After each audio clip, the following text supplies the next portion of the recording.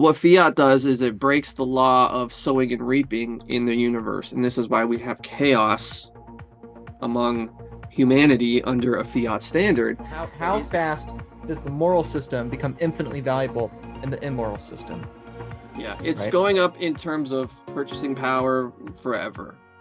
Even if it's not denominated in dollars, and that money that you save, those sats will get you more at the end of your life than they would at the beginning. All right. Yeah. Hello, everyone. Welcome. Another show. I'm here with my friend, Allan Armstrong. Allan was one of the first Bitcoiners or actually, I think you were the first Bitcoiner that invited me to speak at their event. Allan has written a book about Bitcoin, of course. Allan is a pastor in Canada, just on the other side of Michigan, where I am. So we're actually not too far from each other. But anyway, today this has been a long time coming, and so Allan, it's a pleasure to have you here. We're going to talk about Bitcoin. We're going to talk about probably faith, religion. So we're gonna probably upset some people. But that's how things goes, right? Everything that is worth talking about is controversial. So anyway, it's probably going to be a lot about Bitcoin, probably a lot about the philosophy of Bitcoin. I'm assuming a lot about philosophy, morals of religion in general. And then from there we'll be talking about some of Allan's endeavors. So Allan, thank you for joining me. Yeah, glad to be here, Luke. Thanks for having me on your show here. And yeah, it's good to see you again. I know we've bumped into each other here and there. Of course, you came to speak at our meetup, which was a good time, and then we saw each other again in California. So it's good to see you. Yeah. Yeah, your meetup was one of the first well, you were one of the first Bitcoiners I ever met. You're probably like a second, a third one I ever met in person. I've told the story before, but I think I've told you the story. But it was at your meetup with Greg Foss, the first time I met other Bitcoiners in real life. And so the first in-person Bitcoiner experience I had was walking down, Windsor, Ontario, not knowing where I am, just walking down, looking for this hotel or whatever where we were doing it. Wait, didn't And you get pulled over at the border? I did. I got Yeah. pulled over at the Canadian border. So on the way to Canada from Michigan, going across the bridge, I was pulled over. It took like 2 hours. They searched my car. They they didn't interrogate me, but they asked me a lot of questions. They had to validate, and of course, like my story just kept getting worse and worse. Right? It's like, who are you gonna meet? Well, Allan, I don't really know this Allan guy. Have you ever met him? No. Where are you meeting up at a hotel? And it turned out it wasn't technically a hotel, or at least a lot it was on wasn't zoned like a hotel. So they thought I was lying about where I was going. They thought, Oh, like, wait, what's wait, the hold event on. for? There's been a Well, some few Bitcoin thing. So I was just stupid. there's been a few guys who've come and got pulled over at the border. Were you the one where they thought you were meeting up for some like gay encounter with me? No, no. No, okay. Somebody got pulled over. I forgot who it was. I remember who it was. He was coming from Michigan, a friend of mine, to our meetup, and they pulled him over and they thought he was coming for some gay encounter or something. Yeah. And he's like, no, I'm just going to a Bitcoin meetup. It's like, anyways.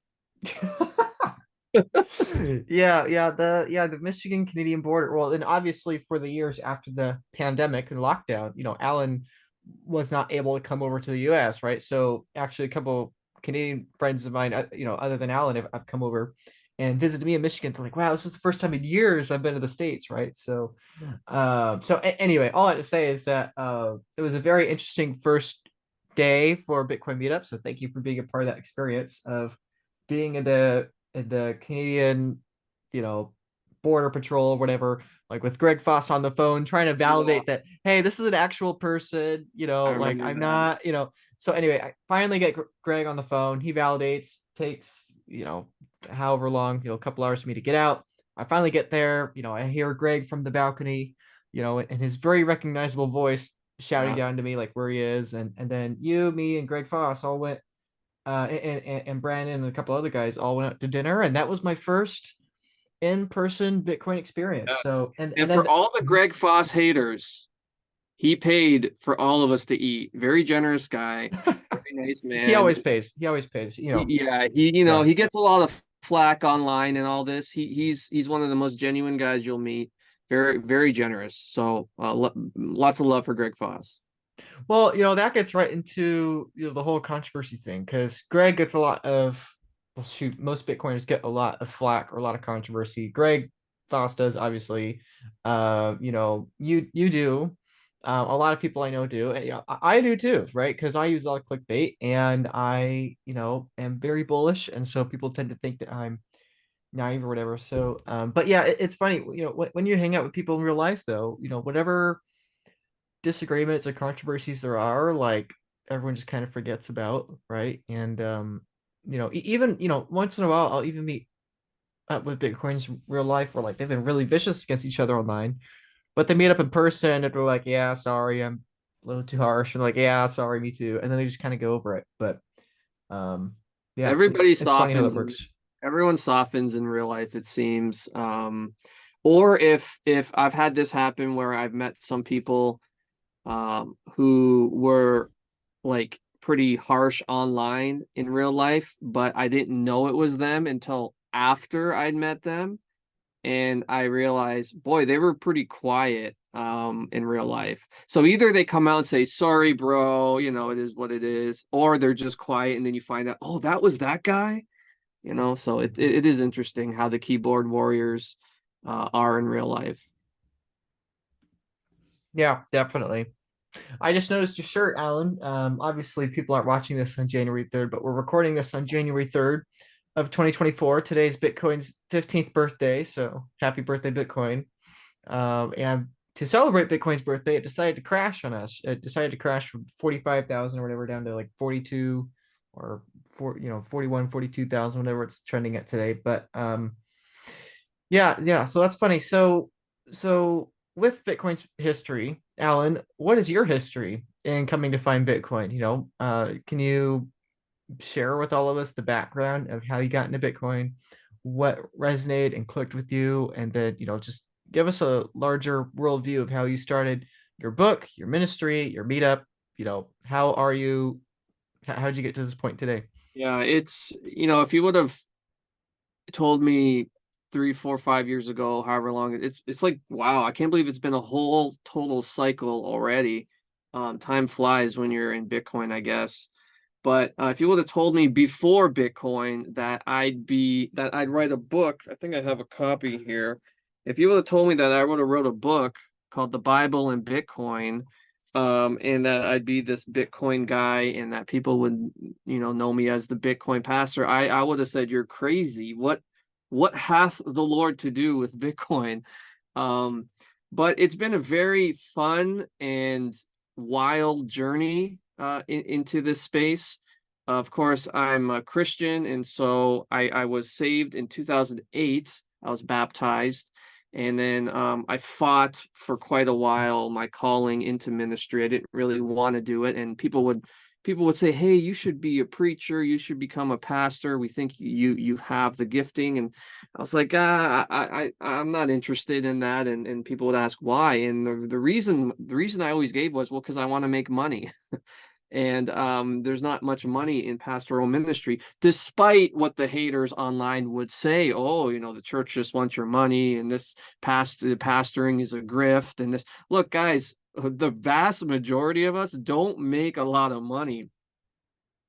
Let me put it this way. If you want to grift for big money, don't use Christianity. Okay. It's not going to go well for you in the sense of making a ton of money. What you see out there with the big guys who make a ton of money, we're talking a very small fraction of these guys make this big money by using Christianity as a grift. The rest of us, we're just barely making it financially.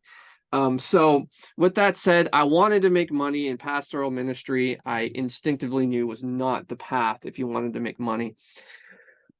Over some time and some circumstances and some different things that happened in my life, it became abundantly clear, okay, this was the path God wanted me. So I said, God, I was broke. I said, God, if you want me to go to seminary, you need to pay the way because I'm broke. And I just took a step of faith, and the whole way through seminary I was able to pay for it, through various means and so forth. So that said, I became a pastor, went through the school, jumped through all the hoops. And it wasn't until 2017 my wife was pregnant with our first two, because we had twins. And Bitcoin had a crazy rally in 2017, and I'd heard about Bitcoin a little bit in the past. I went on the Bitcoin faucet way, way, way back in the day when you were able to get free Bitcoin. They were just giving it away back then on a thing called the Bitcoin faucet. I'm not sure, are you familiar with that? Yeah, for those that aren't familiar, really, actually, it's pretty similar to today, right? Like today, you can get free sats for listening to certain podcasts and certain Right. platforms. When you go to these Bitcoin meetups, different companies basically will just give you free Bitcoin along with their business card or pamphlet, to incentivize you to look. So the Bitcoin faucet kind of was like a similar thing. You could get multiple, multiple Bitcoin just from doing that. Obviously, today we're talking, they might give away a few thousand or 10,000 sats.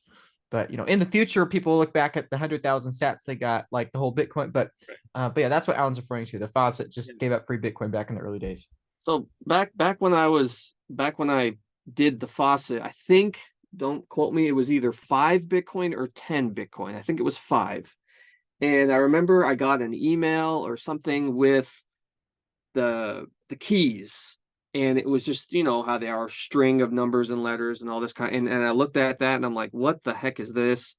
I tried to figure out how to set up a wallet or whatever it was, and I was young and dumb, and I thought, this is too much work for these Bitcoins. I'm just gonna, whatever, who cares? I didn't put in the work to understand it. I put maybe 10 minutes in, and it was like some math, and I was like, forget it. I'm not into math. I'm just gonna not bother. So that was my first exposure to Bitcoin, was a Bitcoin faucet, and me just being too stupid and young and lazy to try to figure it out. My next exposure was 2017 when it had a big run up, and I'm going, oh my gosh, wasn't this the same thing that I was too lazy to figure out many, many years back? And now look at this thing. I think it ran up to 15,000 or 20,000 or something. Big, big numbers. And I thought, boy, this is out of control. And at the time, I again was stupid. I again was lazy. I again didn't put in the work. See, this is a theme. You need to put the work in. I thought, well, I don't have 10, 15,000, whatever dollars. So my wife is pregnant and stuff. So maybe I should just buy some of these other coins, because I saw other coins on there, like Litecoin and Dogecoin and this kind of thing. And so I have a side business where I pick up dog poop. And I thought, let me take some of the dog poop money I earned. I had about $200 I made that day, and buy some dog coin or Dogecoin. Or that, I thought it would be a funny joke. And my wife said, this is the dumbest thing you've ever done. And I thought, maybe, maybe.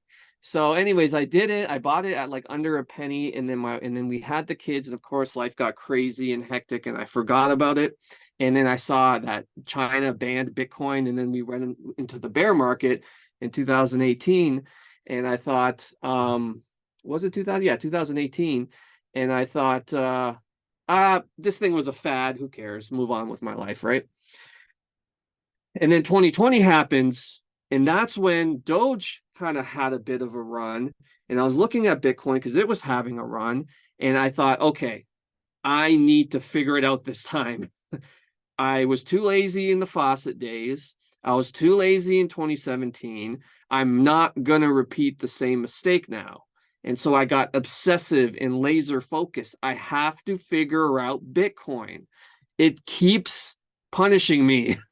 Every 4 years, Bitcoin keeps spanking me, and I'm not going to let that happen again.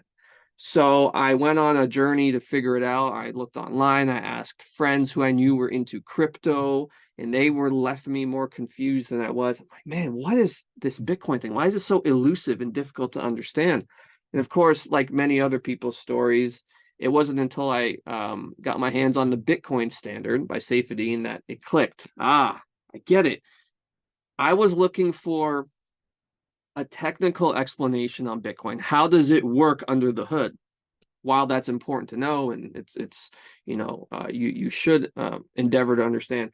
What I needed was not so much a technical explanation. What I needed was an answer to the why of Bitcoin. I was looking for the answer to what is Bitcoin. What I needed to understand is why is Bitcoin? What problem is it solving? And Saifedean's book helped me understand the why of Bitcoin, the problem of fiat money, the history of money, and how Bitcoin fits into the broader context of human history in that regard. So that's when the light bulb went off, and I started making the connections with Bitcoin, hard money, the morals of money, fiat money. And then from there, the rabbit trail exploded with, oh my gosh, this thing actually fits with my biblical worldview. It's more than just this thing that goes up every 4 years.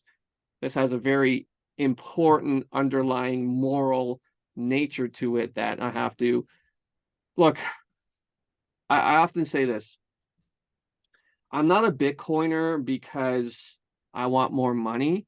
I'm a Bitcoiner because I'm a Christian, and it's a moral imperative at this point. Once I understood what it was and what fiat was and how Bitcoin fits into that picture, it became now a moral imperative. I must be a Bitcoiner now, or else I am not living consistent with my Christianity. So that's sort of the broad picture of my Bitcoin journey. Yeah, there's a lot there that I think rings true for a lot of, or will ring true for a lot of people, right? I mean, for you, it took 3 cycles. It took 3 touch points. Your first one, then your second one, 2017, and then the third one, the last one. Now you're entering your fourth one here. But for me, it took two. My second exposure took a long time. But for me, I'm very fortunate at that. For me, it only took the 2 touch points. Like I said, the second one took a couple of years. It sounds like with you, it's much shorter. But I think most people are going to endure that. I think most people have already had their first one or maybe even 2 touch points. Mhm. But I think people are about to have their third touch point, right? Like a lot of people, 2017 was their first touch point, 2021 was their second. I know this one's going to be the third one, right? For a lot of other people, perhaps the more typical traditional finance crowd, maybe this last one was the first touch point. But I think for most people, it'll take 2 to 4 touch points for them to get it. So to me, that makes a lot of sense. And then what you're saying about the why behind Bitcoin, I think super important. And I'd love to, have you expand on that a bit more because I often give the metaphor of the locomotive versus the horse, right? You've heard me give that before. Everyone watching me has. But to me, it's such a good metaphor because it's the same thing. It's like we could sit here and do all these podcasts about how the locomotive works. But if you're talking to someone that's a farmer, or you're talking to someone that like this isn't their thing, they don't care, like they're not an engineer, like at that time, engineering is not this common knowledge thing, right? So like you're basically trying to explain a very technical, hard to explain industry for people that have never had experience with that. But that's not what's going to help them understand why the iron horse is better than the horse. They're only going to understand it if you articulate, yes, all this technical stuff's important. You need to understand it to understand how the locomotive works. But the important thing to understand is that this is going to connect your cities. This is going to change the professions you have. This is going to change warfare. This is going to change every social, cultural, militaristic, geopolitical, whatever. It's going to change everything in society, right? And once people understand that with the locomotive, then they put in the work to understand why the locomotive technically works, right? So I agree that the why first, the first principles, why this matters, why the locomotive matters, why Bitcoin matters. I think that's a really important point to hone in on. So for those watching, we probably have 3 groups of people. Probably some people watching, number one, are Christians that don't understand Bitcoin but want to. Number two are probably Bitcoin people that are not Christians or don't want to don't have that framework, but have some other moral framework that they're fitting Bitcoin into, right? That would probably argue a Christian framework's not essential for that. And then probably the third group of people are people that agree with us, right? Which but anyway, point is in regards to all three of those categories of people potentially watching this discussion, Allan, why is this digital locomotive, why is Bitcoin fit into what you just described, of fitting into that Christian worldview? Why is Bitcoin, from a first principles, why first perspective, important? Whoa, well, that is a loaded, very big question that, I kind of envision it like this little ball that just blows up and keeps going and going and going and going. You can really, really take this thing in 100 million infinite directions.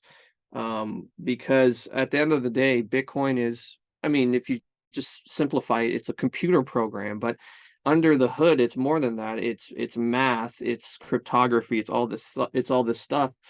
And so from a Christian worldview, well, it really is the found. Okay, let me maybe break it down this way. This is how I've understood it in a sort of metaphysical sense. You know, Genesis 1, it talks about the creation, God making the heavens and the earth. And we all know about Genesis 1:1. In the beginning, God created the heavens and the earth. And then later on, it says, God said, let there be light. And there was. And then the pattern throughout Genesis 1 is God speaking words and things happening, you know, birds and land creatures and all this stuff. God speaks and it is. And you know, you go to John 1:1, in the beginning was the Word, and the Word was with God, and the Word was God. John is obviously connecting Jesus with Genesis 1 and helping us to see that he's the creator and he's the Word, he's the one who made all things. And so I thought about that, and you know, it was always a sort of this thing like, okay, yeah, Jesus is God, Jesus is the Word, okay, let's move on. But what is creation really? What is creation made of? You know, the Bible says that he upholds it by the word of his power. What is that word? What is that language? Everything can be quantified in the material world. You look around, you really what you're looking at is a language, a code which is running. So the way I understand creation is that God encoded it. He coded this thing, and now he's running the software. And what you see is what you see. That's the software being run. And the language that God uses in his creation code is the language of math. So what Bitcoin has done is um, it's taken God's first principle code and built a layer two on top of it. We call it Bitcoin. This is why it's so fascinating to people.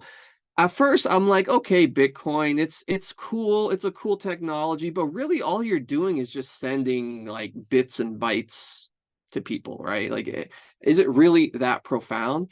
Well, when you think about what is really happening is Bitcoin has built on top of God's foundation of math, the language of creation. It's built a layer two money on it, and it's running, and that's why it works, because it's running on God's original language, his original code.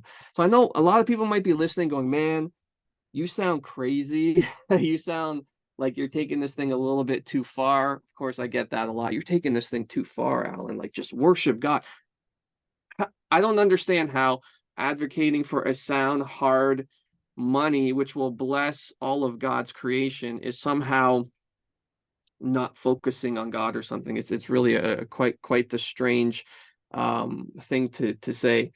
But yeah, so that's how I see it. Bitcoin builds on God's layer one and um, piggybacks on God's creation in so far the best way is for human beings to transact with one another. I don't know if this is making sense to you or No, not. no, no. I think it does. I mean, yeah, I think it does. I mean, basically, you have the layer that is math. The Christian would argue that math is something God created, like God's the foundation. Math is the software, as you described, that God uses to have the laws of the universe run. Obviously, the atheist or the agnostic wouldn't have that, so they would say it's just the way the universe is, that the software is there. But either way, you have God, then you have math, and then all you're saying is that in the same way that, like I said before, the locomotive has to obey the laws of physics to work, you're just saying the reason Bitcoin's profound and works is because Bitcoin is on top of that. It follows the math, right? In the same way that you don't build a house that can defy the laws of physics, Bitcoin is like this computer software that follows the laws of math, right? If I'm understanding you correct. Yeah, exactly. So, That's so then, exactly. so then, Allan, the natural question is, why? How is Bitcoin following that? Like all these other things, they also have to. You can't break the laws of physics. You can't break math. So, what is Right. it uniquely about Bitcoin that it's doing this thing of obeying God's software and everything you're describing? Why is Right. Bitcoin unique in that sense? So you say you can't break the laws of math, but what fiat does is it does break, maybe not the laws of math in the sense of that it, in fiat 2 + 2 = 5 or something, right? $2 plus $2 equals $4. See, fiat works. No, that's not what I'm suggesting. Um, what fiat does is it breaks the law of sowing and reaping in the universe, and this is why we have chaos among humanity under a fiat standard, is because God's law says that he speaks and things are created. So we have the things that are created, we have the universe, we have everything we need. God has made it, and he made it on the merit of his own word. So he spoke and coded the software of the universe, and it works, and everything falls under his authority. So God has the ability to make real value by his word. By his fiat, he can create real value. This is necessary. This is a necessary precondition for anything, right? People ask, why is there anything? Why does anything exist?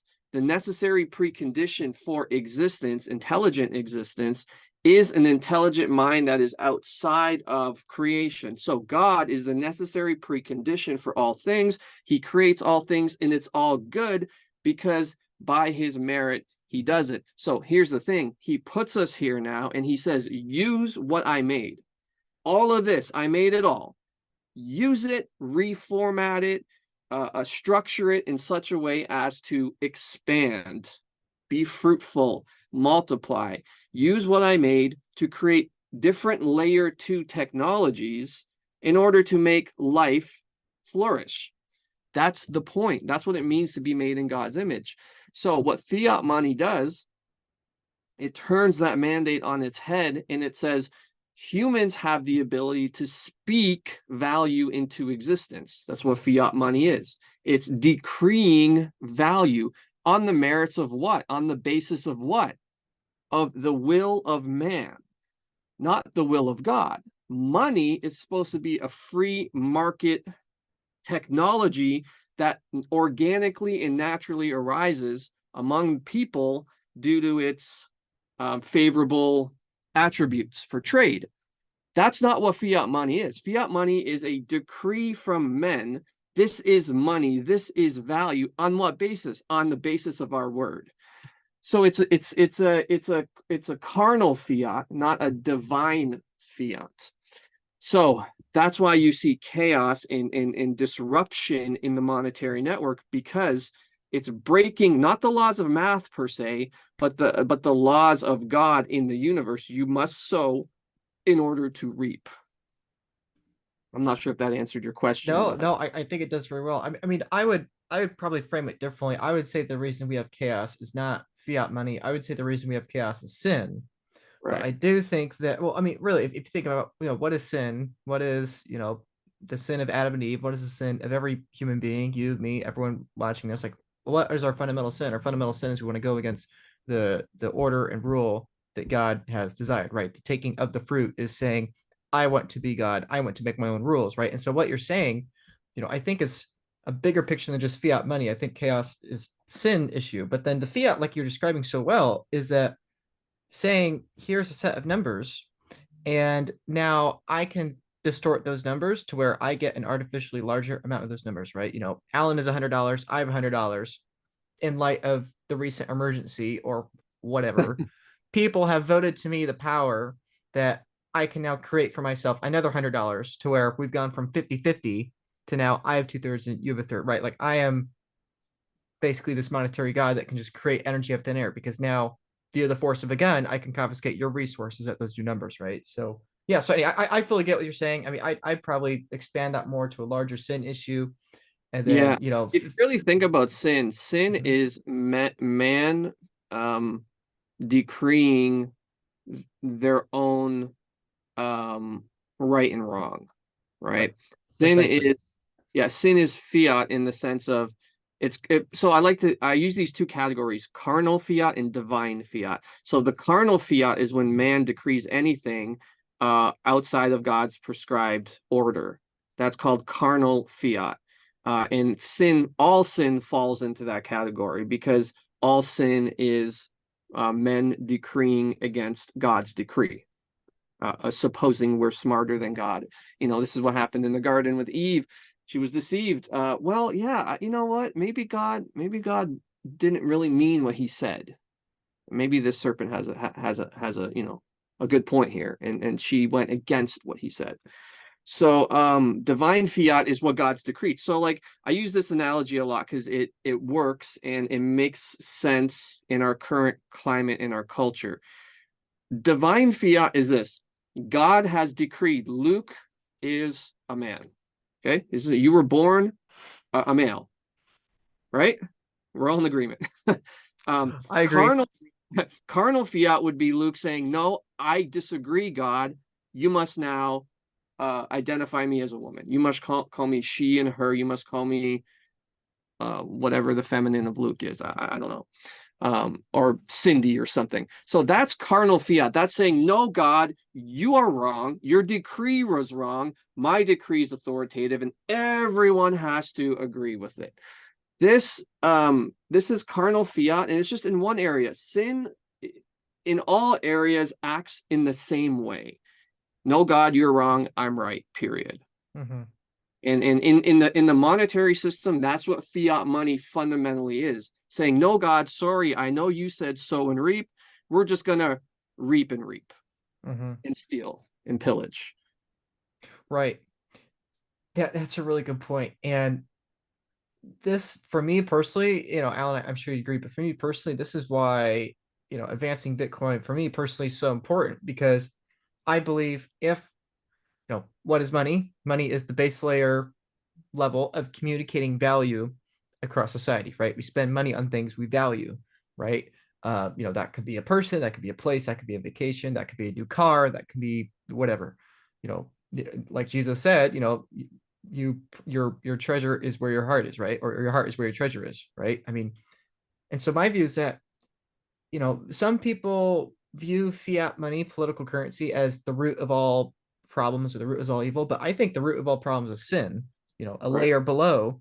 But I do think that political currency, fiat money, this false fiat money, right, that you're describing, this human-led fiat money, um, I think that brings an economic incentive to perpetuating and expanding sin, right? So obviously you just touched on a very controversial issue of, male, female, sexuality, all that. But I mean, And isn't that interesting that Mhm. that's controversial?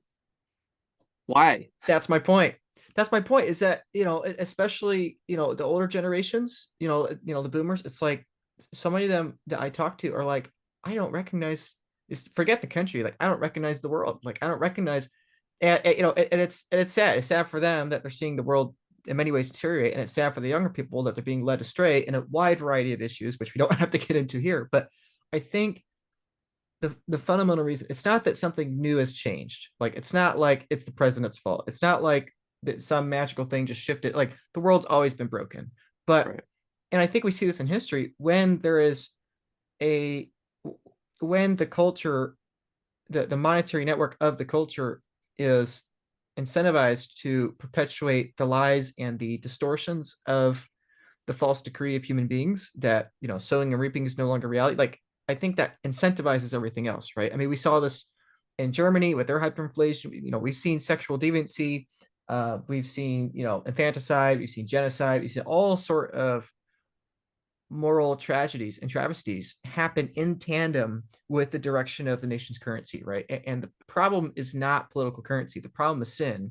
And in my Right. view, political currency is just a technological exploit for perpetuating and accelerating the rate of Exactly. sin at every level of society. So, So when Christians will ask me or comment saying, "Hey man, like be careful because you don't want to fall into the love of money. You talk about money a lot. Don't fall into the love of money." And I'm sure it comes from a sincere place of love and care. Of course, you don't want to fall into the love of money. I'm not suggesting that that's a good thing. However, what I like to respond to them with is this: look, if you or rather, let me say it this way: if a society corporately deviates from God's law, do you think it's going to be a good outcome or a bad outcome? Well, if you're a Christian, you're going to say, well, if a society deviates from God's law, that's going to be bad for them. Exactly. That's the point. We have corporately as a society, and you really could say as the world, since the US dollar is the reserve currency, have deviated from God's command in the area of money. You know, God tells us in Deuteronomy 25 that we should have a just and fair weight, that our money should be such that the policies are just and honest and fair and not manipulated in any degree. It should be open and fair for everyone. That's God's monetary policy. So if you take the whole world and you twist God's law in this area and you make it the opposite, what do you think's going to happen? That's a sin. And now you're proliferating sin to every human being using this monetary network. Now, I'm not saying if you hold dollars, that's a sin for you. No, he who oversees the system has the greater sin in this situation. We are simply the oppressed because, like you said earlier, they're holding a gun to us and saying, use this money. And if you don't, it's going to go bad for you. So the sin is not in the oppressed, the sin is on the oppressor. That might seem extreme for some people, but that's the reality that we live under. That's for a side note, if I may interrupt. That's how all sin is, right? It's like people, again, in our own moral decrees, we want to pretend like there's good people and bad people, right? And we'll split people based on race, on class, on age, on gender, on all of us want to think there's good people and bad people, but the reality of sin, and as you well described with fiat, but then expanding it even further, all sin, is that we're all victims and perpetrators, right? I'm a victim of sin all day, every day, and I'm a perpetrator of sin all day, every day, as are you, as in everyone else. So just to make that point, but that's the problem with fiat, is that everyone's to blame because we all go along with it, and no one's to blame, right? But some are more to blame than others, that's for sure. Bitcoin is incredible, and it's incredibly important, which is why it means a lot that you're watching this video and you're taking the time. I do this because I believe it is a really, really important innovation that we've discovered a way to not have a single point of failure at global base layer money. See, fiat money, political currency units, and gold, all other forms of money up to this point in history have had a single point of failure. This has been the largest monetary problem in human history for the last 4,000 years. And now we have Bitcoin, and Bitcoin solves that single point of failure problem. And now, therefore, we have a new single point of failure problem, and that is, how do we custody and store that Bitcoin properly for the long term in a safe and secure way that brings peace of mind? That's why I work at the Bitcoin Advisor. If you were to be hit by a bus, does your spouse, do your kids, do your loved ones and beneficiaries know how to access your Bitcoin? Do you have a proper self-custody storage method to where there is no single point of failure? Not from yourself, not from your seed device, not from where your seed phrase is stored. Have you considered these questions? Have you gotten your UTXOs managed? Do you have jurisdictional arbitrage? Have you considered all the trust, taxes, and estate planning requirements that are associated with becoming a high net worth person? Because if you are buying Bitcoin right now, you are going to become a high net worth person. Are you prepared for the amount of Bitcoin you have to skyrocket in value 2x, 5x, 10x, or 100x eventually? That's the time horizon you should have. And so you need to be preparing today for that future. How are you going to custody your Bitcoin? How are you going to leave that Bitcoin for your future generations? Because after all, that's what we do this for, right? You're buying Bitcoin for your kids. You're buying it for your grandkids. And so I highly recommend you start thinking in those long-term time periods now, because companies are coming, charities are coming, high net worth individuals are coming, and all of them are going to realize that having an allocation to a multi-sig collateral custody vault is going to be something that is of serious consideration for them. So once you understand Bitcoin is a beautiful innovation for not having a single point of failure at the base layer currency, now you have to start seriously considering, how do I have my custody stored where there is no single point of failure? Okay, if you want to learn more about that, please click the link in the description. I have dozens of pages of free educational content for you and videos. I'm happy to help in that free way. And then if you want individual help, I'm also happy to help you join the Bitcoin Advisor, where you can be an ongoing client. You can become one of my clients, and I'd be happy to help you in the years to come to make sure your Bitcoin's protected, to where no matter what, no matter if thieves or scammers or spammers or yourself or your family or whoever, no matter whether it's due to theft or loss, misallocation, misplacement, or just other mistakes, I'm happy to help you and be that voice of reason in the coming years ahead. So click the link in the description. I'd be happy to help. Check it out. Thanks.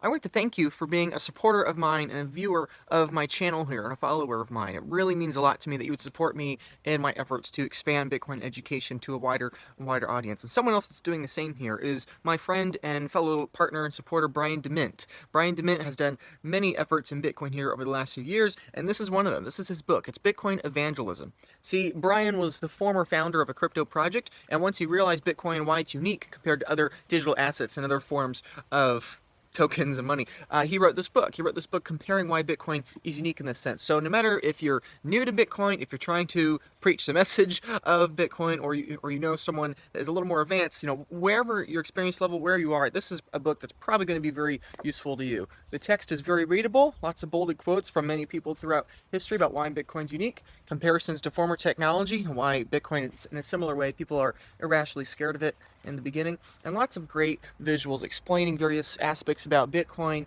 the regular political currency and financial system, and why Bitcoin is most likely going to go up in purchasing power in the future. So again, whether you're new to Bitcoin, you're just trying to explain to someone why Bitcoin is unique compared to other crypto tokens, crypto projects, and political currencies, this could be a good visual aid for you to share to people with easy to readable text and great concepts in there as well. So if you want to continue to support me and you want to support someone else, Brian DeMint's book, Bitcoin Evangelism, I highly recommend you check it out. Thanks. So, Allan, the love of money, you brought that up. I hear that all the time, love of money this, love of money that.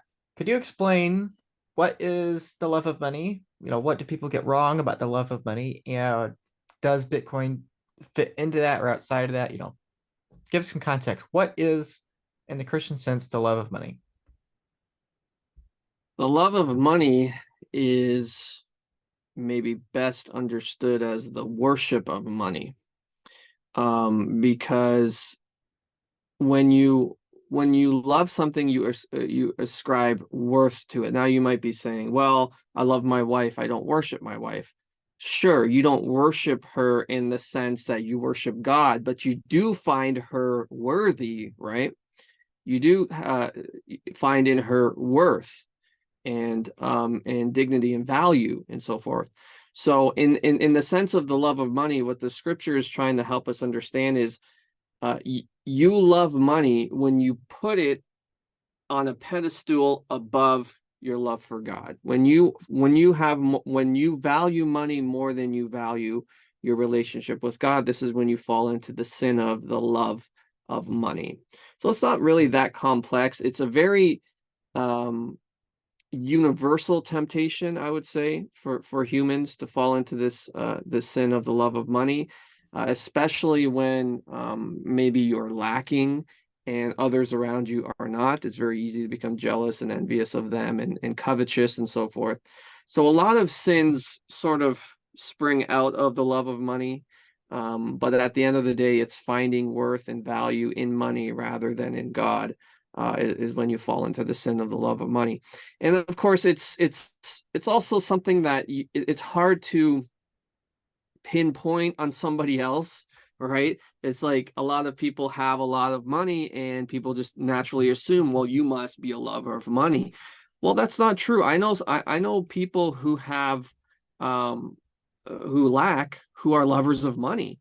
For example, when I was growing up, my example of financial stewardship was not the best. My father, and we weren't necessarily poor, but we weren't filthy rich either.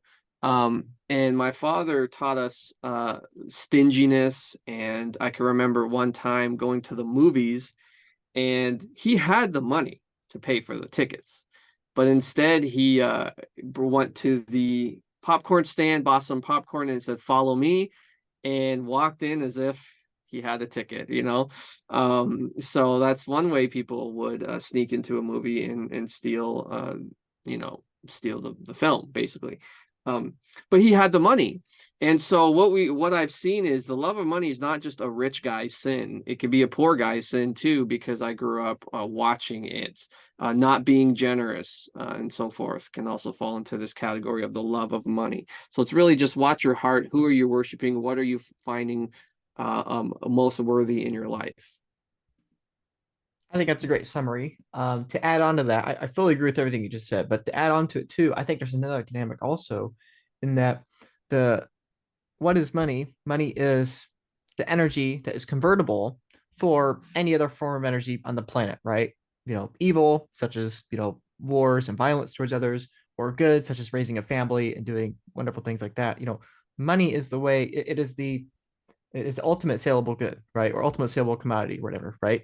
So the love of money, in my view, is also touching on, because it just, for a long time, I was like, why does the Bible describe the money, love of money as the root of all sin? Because to me, I would hear love of money and I would think greed, but like you just said, that's not necessarily the case. And so I hear that and I think the love of money is the love of the optionality of acquiring anything in this life and thus putting it on a pedestal over God, right? It's again going back to the earlier idea, it's saying my value system prioritizes something of this earth, good or evil, over God, right? God is like to me, that's what makes sense. And that's why, Alan, both you and I talk about on Twitter and joke about how, obviously both of us are in Bitcoin to make money, right? Most people watching this are in Bitcoin to make money. We'll talk about how much money Bitcoin's going to be worth, or Bitcoin is the money, but we'll be talking about how valuable Bitcoin will be in the future in a few minutes. But, um, you know, Alan, both of us are obviously here to make money. I'm here to make money. You're here to make money.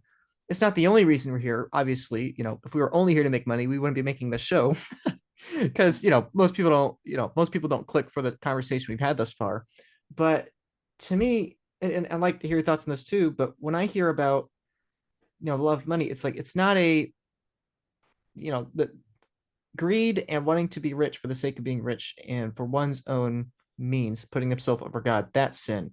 But wanting to steward a lot of energy, to me that's entirely different, right? Because the heart of it is different, right? Like if I'm going to have wife and kids, I want to steward as much energy as possible for them. If God has made the energy anyways, I would rather the energy be in my hands, than in the hands of someone else whom I may not know what their, you know, relation with God is, right? So I'd like to hear your thoughts on that of being in Bitcoin. Obviously, there's a huge component that people want to get rich. People clicked on this video because they want to get rich, right?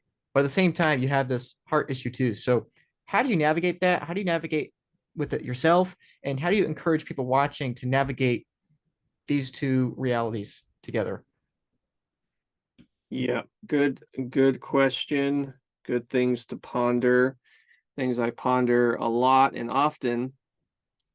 I think at the end of the day, we go back to the book of Genesis and we see our mandate. In Genesis chapter 1, it says God made man in his image, male and female, he made them in his image. And what that means is we have been created to take dominion. And I've never thought of it in this way, though. I think this might be a good way to think about it in terms of energy. That dominion is harnessing energy for the purpose God has created you for. I think that might be a very succinct, good way of defining what God meant when he said take dominion is harness the energy to the end that you would be fruitful and multiply and spread my glory throughout the entire creation I gave you. So I think I'm gonna run with that. That's my definition for dominion now, harnessing energy for the purpose God created you for. Um, so in that sense, money is a necessary good thing. How else can you harness human energy in such a way that it's mutually beneficial and fair for each person? Because the more humans multiply, right? I mean, first you have Adam and Eve, okay? That economy is simple enough. You have a man, you have a woman. What do they need? They need food, they need shelter, pretty much it. They don't even need clothes at that point in time. So that's a simple economy. You don't really need money in that economy. Adam and Eve aren't trading in a money, so to speak, because they don't need to, not yet at least. As they begin to multiply, simply, giving each other apples, oranges, bananas, it doesn't work anymore. The needs have become greater. And so you need something, a middleman, so to speak, to facilitate that energy transfer in a way that can be efficient, right? Bananas aren't efficient, apples aren't efficient, for that because they rot and they don't last and so forth. So at the end, I guess what I'm trying to say is this. Stewarding money, increasing wealth is not in and of itself bad, immoral, or sinful. As a matter of fact, in and of itself, it is good, moral, and righteous. It's what you do, what's the word I'm looking for? How you Steward. not steward, but how you direct that energy that makes it sinful or righteous. Yeah, you can direct wealth, energy into a very sinful direction or in a very righteous direction. So the idea here is we shouldn't be averse to wealth. We should want wealth. We should work to acquire wealth as much as we can, so long as we can direct that energy in a righteous way. Like you said, you want to have a wife, you want to have children, you want to have wealth. Why? So you can direct it to invest in them so that they can grow up, so that they could be healthy, so that they could do the same thing. And then this is the Genesis 1 mandate. You're building generation to generation to generation to generation. Proverbs tells us a righteous man leaves an inheritance to his children's children. Now, of course, I understand that text to be speaking primarily of a spiritual inheritance, because, I'm not going to sit here and say if you're poor, that you're in sin because you don't have an inheritance for your like that. That's not what I'm saying. But the principle is true nonetheless. You want to be building from generation to generation. A righteous man leaves an inheritance to his children's children. What fiat money has done, flipped that on its head once again and said, I guess you could say a sinful man leaves debt to his children's children, because this is exactly what's happened with fiat money. Is we have this ballooning debt, national debt, and we're leaving this to our children's children. This is not the righteous way. The righteous way is to accumulate real wealth, real value, and pass that on so that we can build from generation to generation. If this is your thinking, if this is your goal, if this is why you want wealth, if this is your thing of why you want Bitcoin, don't let anyone gaslight you into thinking that that's sinful or you're loving money. No, you are actually loving your neighbor that's not yet born. You are actually loving your children's children. You're actually loving your great, great, great grandkids you will never meet by doing this. And that's what it's all about. So if that's your thinking, God bless you. But if your thinking is Lambo and just debauchery, then may your Bitcoin go to the hands of the righteous. I love it. I love it. I agree. I think it's such a critical point. And people often ask me why I talk about this stuff. Like, oh, Luke, why don't you just talk about Bitcoin, stick with that.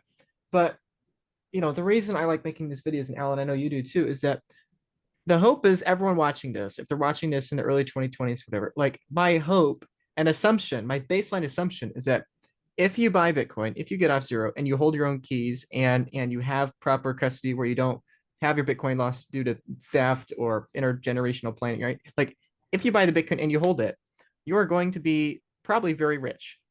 And I think most people are not prepared to be very rich, right? They might have a couple coins at a couple hundred, or a few tens of thousands of dollars, hundred. They're not ready for Bitcoin to be millions of dollars. And I think this is such a critical point. And I don't think most people think that way. They assume, greed, love of money only happens when you're rich, but that can happen when you're poor too. And I actually think it's a massive psyop that even in the Christian church, we like to equate lots of money with, lack of morality, right? Even going back to the pastor thing, people like, oh, pastors are, that's a virtuous job because there's not a lot of money in it, right? Right, Or this, and I think that's actually a play from the enemy, a play from the devil, because yeah, I think that's a distraction to the real root of the problem. And the real root of the problem is sin. The real root of the problem is the heart that desires subverting God and having, it's the problem is not murder. The problem is the human desire of anger and wanting to murder, right? The problem is right, not the money. The problem is the love of money. So anyway, exactly. I think we made, anyway. So, and it might sound obvious to people, but Alan, I know you've talked about this too in your tweets, but I'm like, or your posts, but it's like, I feel like this is like the Gutenberg press, right? That it's like Mm, yeah. we're in the ancient days, the Catholic days, and most people haven't read before. Most people don't know how to read, and so it's like we're Mm, about to undergo this massive transformation of people starting to read, yeah. and the printing press is like this technological thing that's going to enable that. And um, and in the same way with money, it's that most people, I don't think most people know what money is, right? And Right. that when people find Bitcoin, they figure that out. And when they figure that out, then the next step or a next step is they have to figure out what is, the morality of money, what is the morality of having a lot of money, how am I going to make sure that I'm raising my kids right? Like I think these are very important questions for Bitcoiners to ask. And so I guess my question to you, Alan, is that if Bitcoin becomes very valuable, what do you see for the current generation as they grow up or as we all age, or future generations? Like, what are your main concerns and optimisms when it comes to the post hyper Bitcoin world where theoretically everyone has more money, everyone's more prosperous? Like, looking ahead, what do you see in that world that you think people today should be considering or thinking about? Yeah, that's a hard thing. That's a hard question to answer because it could go so many different ways.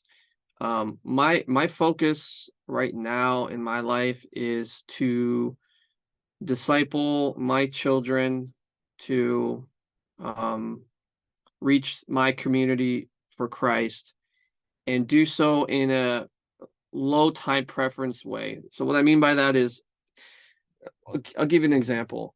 Um, for me, it doesn't seem strange what I'm about to say, but I realize that for the vast majority of people, the life I live is very foreign and very strange.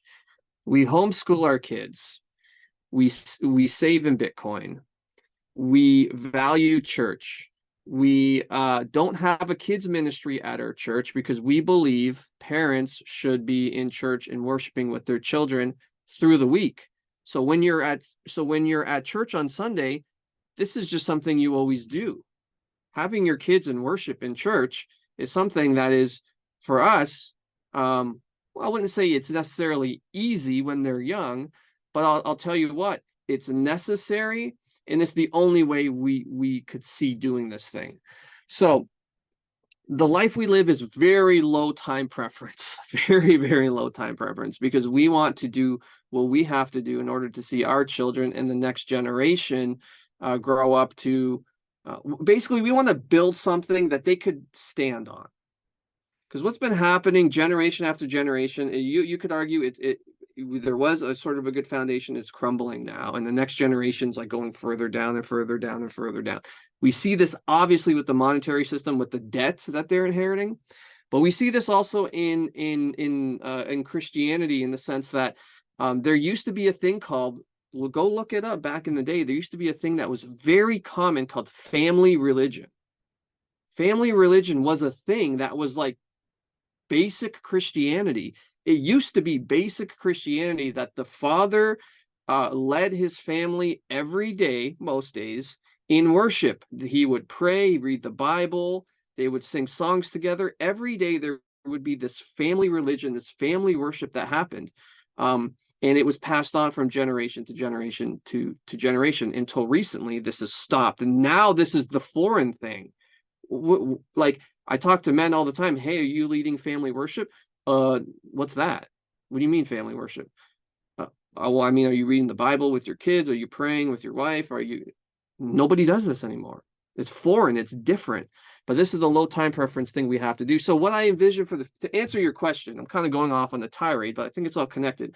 To answer your question, in the future, what I hope to see is that the low time preference living of our generation and maybe the next, I don't know how long it's going to take, will begin to bear fruits in the next 100 years. And we'll see this revival. See, people, when they talk about revival, they expect instantaneous, the Holy Spirit's going to fall and fix the world. That might happen. It's happened before. But the more you read into the church history, the more you see, generally speaking, what happens is this takes generations. It takes one generation to say, I'm fully sold out and abandoned. I will give my life to make sure my children and their children can freely worship Christ. They have to sacrifice. They have to take the hard times that weak men have created and create good times. So we're in that season now. So what I foresee in the future is those of us who are living this life, this low time preference sacrificial life, we may not see the fruit maybe we want to see necessarily, but I believe just like Moses, God will give us a glimpse. There's the promised land. You're not going, sorry, but your children are. So just have a look at it and then come and be with me. That's sort of how I'm seeing the future pan out. I mean, I'm not saying that we won't have any fruit. We will have fruit in our life. God will give us things to hold us over. But my thinking is for my grandkids and their grandkids, and praying that God can use whatever little thing I do here on this earth to bless them and give them a better life.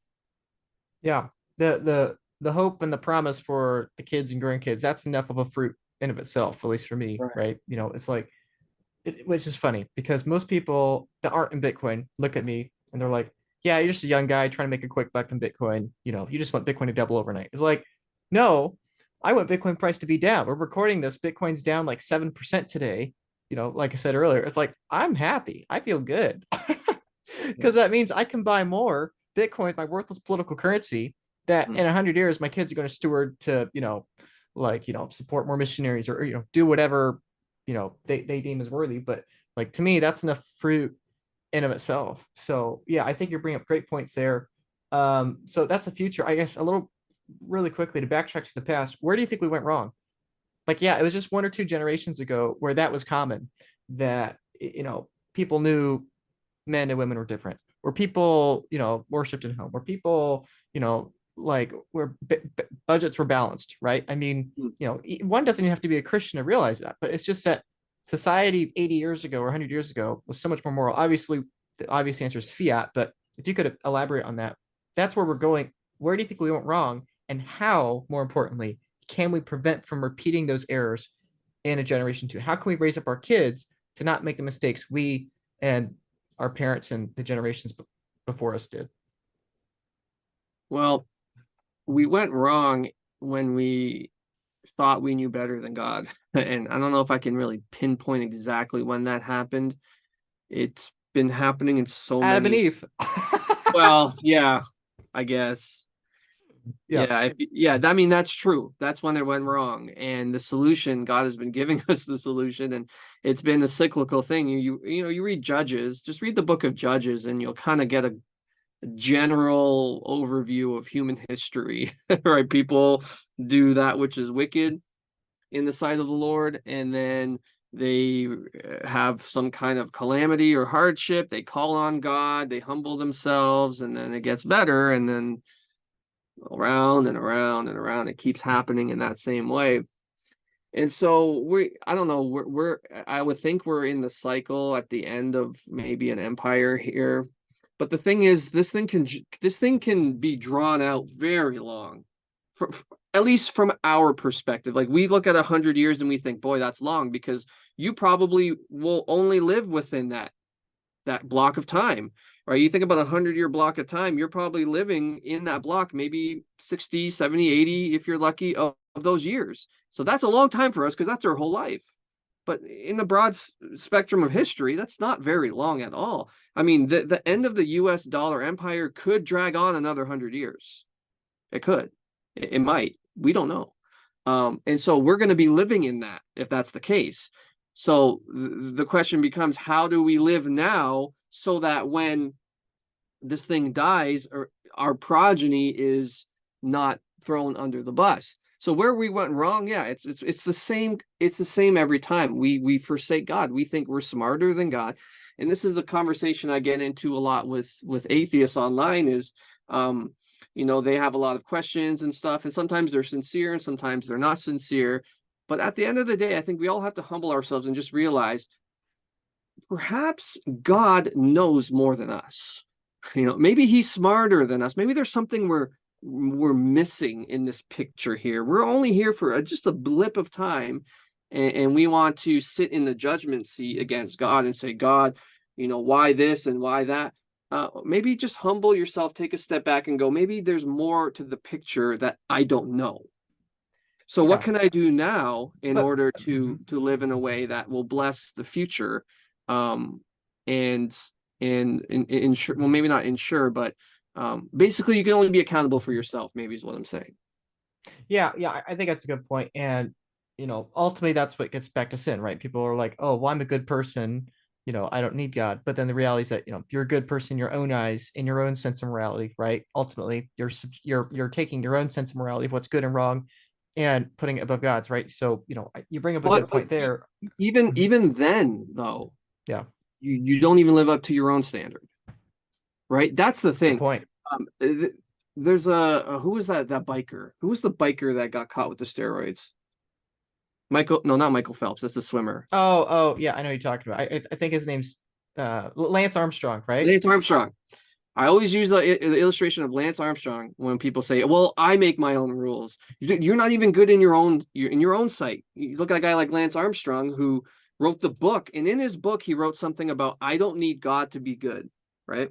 He said I can make my own standards and Yeah, morals, and I'm good of dude. yeah. He broke his own thing, right? He's a sinner even in his own sight, right? If Lance Armstrong sits in judgment against Lance Armstrong sends Lance Armstrong to hell But because Lance Armstrong is God and Lance Armstrong's worldview, so he comparted himself.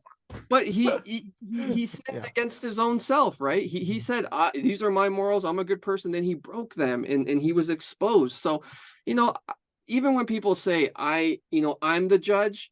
Well, dude, even within your own framework, you are still a sinner. So no matter how right. you break it down, you're a sinner. Yeah. Well. Okay. One more question on this topic, Alan, is that I think most people agree with what you said. We're only on Earth for a short period of time. We have to humble ourselves. We don't know everything in the universe.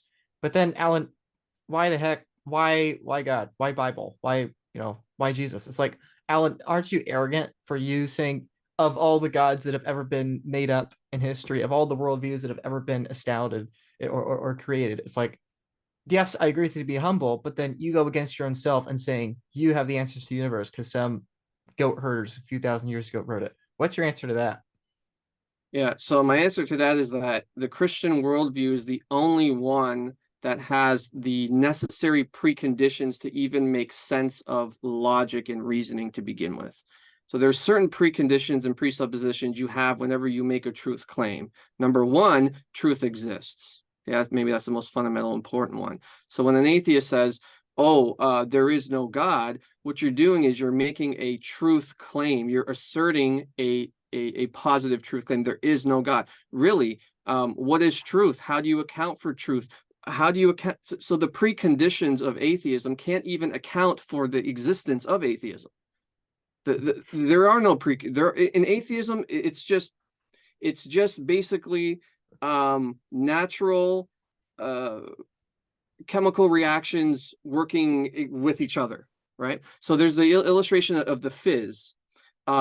My brain is just gray matter in my head. Your brain is just gray matter in your head. All that is happening here is there's electrons firing. You can think of it like fizz, like a soda can. Um, my brain fires to say God is real, Jesus is real, he's risen from the dead. Your brain is firing and telling you, no, that's stupid, that's fake, it's dumb. Which fizz is correct? I think that's what people would say is that you don't know. Like in your Well, mind, Jesus there is there real. is no there is no correct. It's just fizz, right? So arguing against fizz makes no sense. It's just chemical reactions. There is no right, there is no wrong. In this worldview, there is no basis for arguing for any truth claim because whatever is just is. It's as silly as arguing the Coke fizz is correct and the 7 Up fizz is wrong. No, it's just fizz. It's just chemical reaction. So the Christian worldview is the only one with the necessary preconditions for logic, for reason. I can actually account for these things with my worldview. You cannot. It's a baseless, pointless conversation. If you really don't believe in God, then why even bother having the conversation? It's just brain fizz. And which brain fizz is right? I have the Christian sorry, I have the Christian brain fizz. You have the atheist brain fizz. Neither is right. It just is. So just accept it. So that's how I would answer the atheist according to his own folly, lest he become puffed up in his own thinking. And on Well, top of that, so go ahead. well, yeah, I was just going to say, to me, the point you're getting at is objectivity versus subjectivity, right? The problem with political currency and fiat currency is subjectivity to what's the real ledger, what's the set of numbers that's the real one, right? Like, I don't know how many US dollars there are. Not even Jerome Powell probably knows how many US dollars are. Like, it's completely subjective. The male female thing, that's, oh, gender is subjective, not objective, right? When it comes to morality and truth, sin in the Christian worldview is the subjective nature of I know what's right and wrong. I can take the fruit. I know better. The serpent is right. That did God really say? Like my worldview of morality is subjective, right? Like I know better. Again, in contrast with objectivity, and that seems to be the point you're bringing up here is that um, if one is to accept there is objective truth, well, then one has to ask, okay, how is the objective truth decided and who makes that subjective truth? So I agree with you there in that, the subjective worldview, I think, falls apart on its own argument. But Yeah. even for those that do have an objective view that there is truth and is not, isn't then Jesus and the Bible just a subjective opinion on what objective truth is? Or do you have an argument as to that? So going one step further, Yeah. in counter to the argument you just gave, like, okay, let's agree there's objective truth, but why is your subjective opinion or your subjective brain fizz correct and saying what truth is? Like, what's the Well, backing? if an atheist is claiming objective truth, they have to first account for that with their worldview, and they can't, you know. So if they're saying, why is your subjective opinion objective, I guess the question doesn't even make sense, right? Atheism cannot account for, see, there's a difference between saying atheists adhere to an objective truth and saying atheists can't account for it with their worldview, right? Obviously, atheists understand, well, most of them at least, they live within a certain framework. They live within a certain moral framework. Well, I'm an atheist and I'm moral. I don't kill people. I don't do this. So what of that? Fine. I know that's true. All you're doing is proving my point that you're made in God's image, and you know these things for certain. What I'm saying is your worldview can't account for those. Can't account for those. You're borrowing from the Christian worldview and saying I'm a good person. Well, based on whose standard? Well, my own. Really? Is it your own? Because it doesn't sound like your own. And even your own standard, you transgress against, anyways. So atheism simply just cannot account for the existence of objective truth. How could you in a purely material world? It's just brain fizz. It's neither right nor wrong. That reminds me of the point you brought up earlier about how in fiat currency, political currency, 2 plus 2 is still 4, right? So it's like even in fiat money, when it does, when there is a specific component of the fiat matrix that does make sense, where 2 plus 2 does equal 4, it's borrowing it from the layer Exactly. below, which is math itself, right? Yeah. And so you're saying, if I'm hearing you correctly, you're saying a kind of similar thing that, people that aren't believers in God or whatever, they can act moral, but you're saying that they're borrowing that from like the base layer below, right? Do I understand that right? Yeah, they're borrowing from the Christian worldview in order to, they're basic, and this is the thing, e even logic itself is something that an atheistic worldview can't account for. Mm. I always have a chuckle when atheists call themselves reasonable and we're the people of reason. My friend, you can't even account for reason. What is reason in a purely materialistic world? Reason is not material. You can't put it in a test tube. You can't observe and test. It's a metaphysical concept. Logic and reason. Did we even have laws of logic? Can you test the laws of logic? No, the laws of logic are the laws of logic, no matter where you are. It doesn't change. Um, Mm. it comes from somewhere. It comes from an intelligent mind. Even if you don't adhere to the laws of logic, if you're being illogical, guess what? It still exists, just like mathematics. You can not know mathematics exists. It still exists. It's not something. Here's the thing: math, logic, these aren't things we created. These are things we discovered.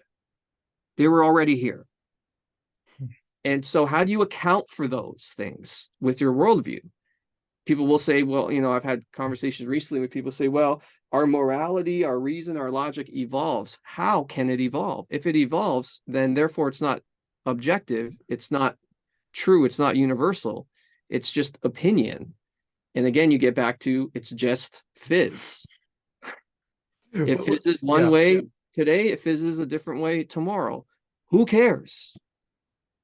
yeah, yeah. There's so much more we could expand on that. I'm sure we've offended enough people already and what we said, but hopefully it's interesting to people, even people that disagree with us. I want to end out this part of the conversation just saying that, even the people that disagree with us, I mean, even Alan and I, we have our own disagreements, on Twitter oftentimes, but, hopefully this part's been interesting.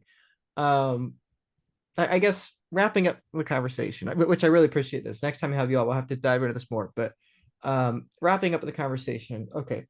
We spent most of this time talking about morality, reason, right and wrong, subjectivity, objectivity, money being a layer atop of mathematics, and mathematics being a layer atop, God. And we've talked about all these things, but most people won't click on this video for those things.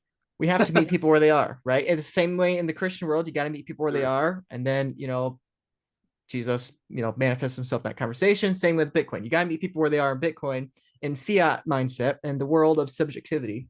So, Alan, let's think a little fiat here. Um, how do you describe the value of Bitcoin to someone that is a, how do you quantify it in a number? Is it a price prediction? Is it in terms of number of human lives saved? Is it, what's the way at which you describe to someone? Is it, oh, it's going to be $10 million, or, oh, it's going to save a million lives or whatever? Like, Yeah. how do you quantify it? The way I would quantify, well, like you said, it's different for everybody, right? I was talking to my wife today, and she said she was on Twitter, and she goes, "Man, a lot of people, some people are saying that Lynn Alden's broken money is better than the Bitcoin standard." And I said, "Blasphemy! How could you say such a thing?"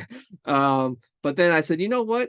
Different people need different takes, or the Bitcoin standard was written for a certain individual.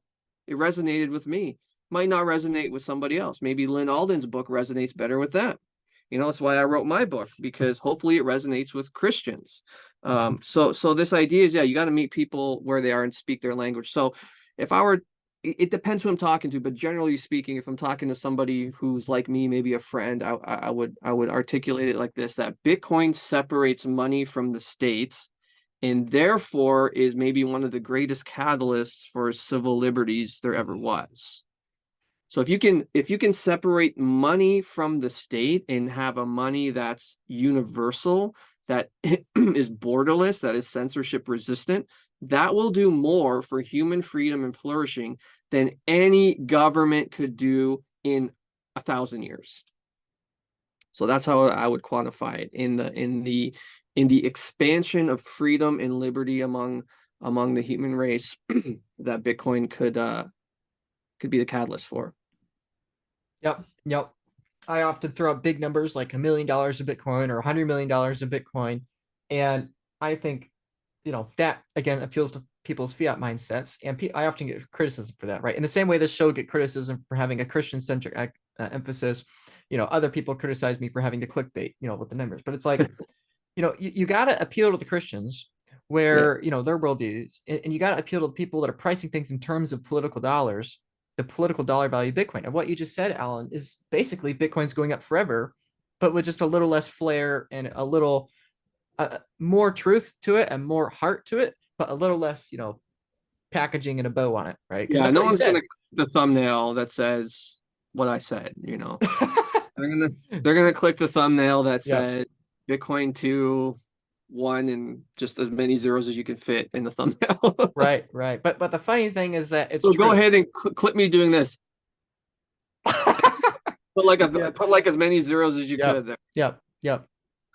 But yeah, definitely. I mean, if what you said is true, Alan, the Bitcoin is going up indefinitely in terms of political currency forever. The only question is timing and how fast. How fast does the moral system become infinitely valuable in the immoral system, Yeah, it's right? going up in terms of purchasing power forever. Even if it's not denominated in dollars, even if sats become the preferred denomination, um, you will be able to get more and more for less and less forever, basically.